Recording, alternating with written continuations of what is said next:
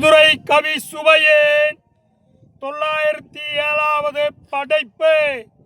தலைப்பு: பண்பு இல்லாமல் மனித இனம் வாழ முடியுமா?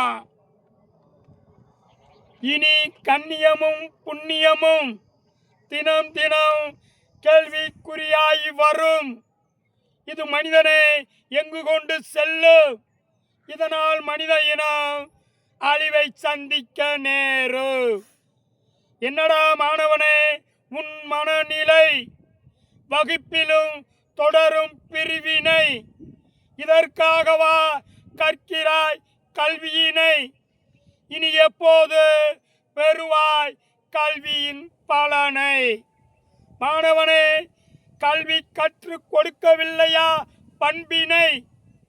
பண்பற்ற நிலை உருவாக்கும் வம்பினை. படிப்பு என்பது வேலைக்காக மட்டுமா? பூமியில் பண்பு இல்லாமல் மனித இனம் வாழ முடியுமா என்ற கேள்வியோடு இக்கருத்துரையை முடிக்கிறேன்.